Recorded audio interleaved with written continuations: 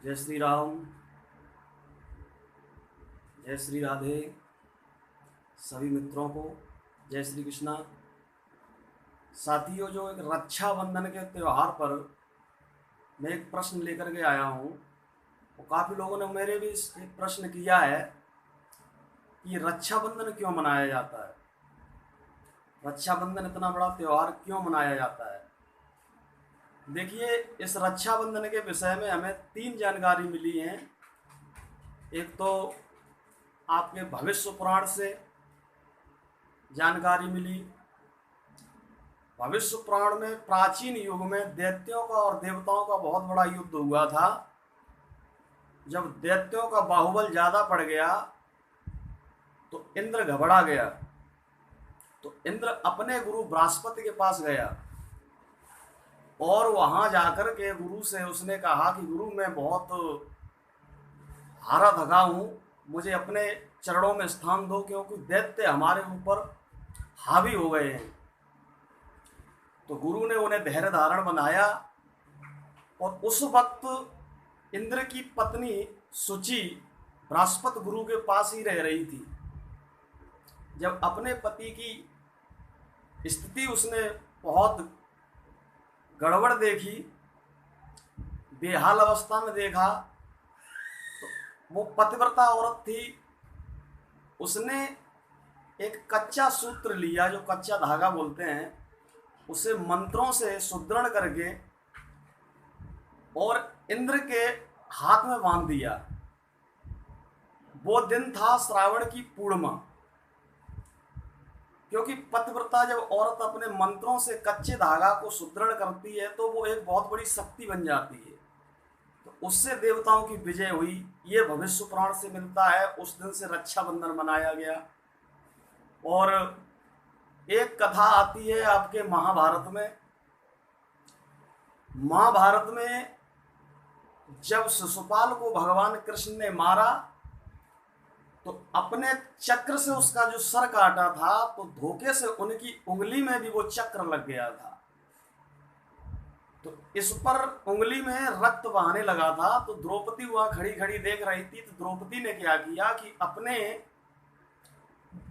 साड़ी का एक चीर साड़ी से फाड़ के और भगवान कृष्ण के उंगली में बांध दिया। वो भी दिन था श्रावण की पूर्णिमा। तो उस दिन से भी लोग कहते हैं कि रक्षाबंधन का त्योहार मनाया जाता है।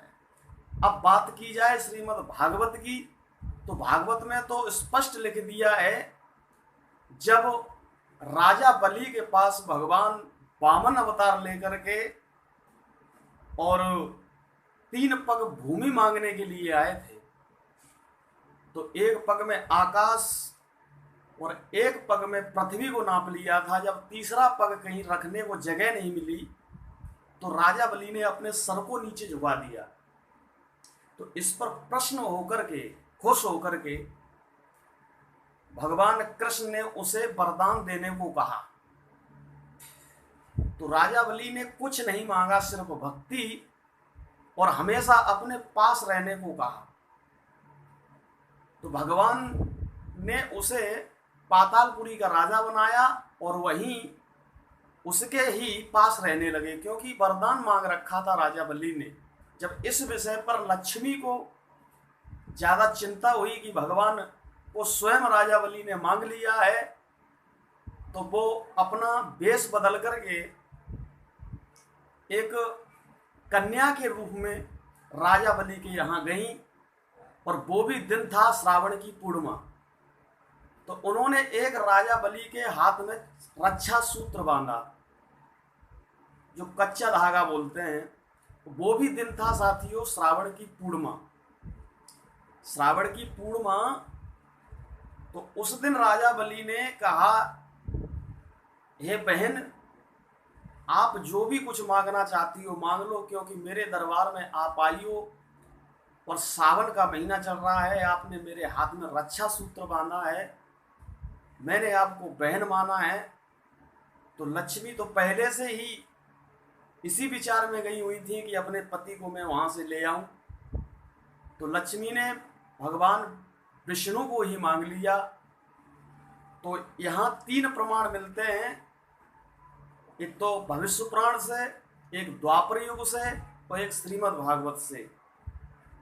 तो इसलिए ये रक्षाबंधन का त्यौहार हम प्राचीन युग से मनाते चले आ रहे हैं। ऐसा नहीं है कि भागवत के कहने से मना रहे हो सकता है कि भविष्य पुराण के हिसाब से ये त्यौहार चालू हुआ हो, या फिर आपके द्वापर युग से जो द्रौपदी ने भगवान कृष्ण के चीर उंगली में बांधा था वहाँ से शुरुआत हुई हो, और या हो सकता है कि राजा बलि के यहाँ से ये त्यौहार का शुभारंभ हुआ हो, क्योंकि ज़्यादातर प्रमाण ये मिलता है कि राजा बलि के यहाँ से ये त्यौहार प्रारंभ हुआ है।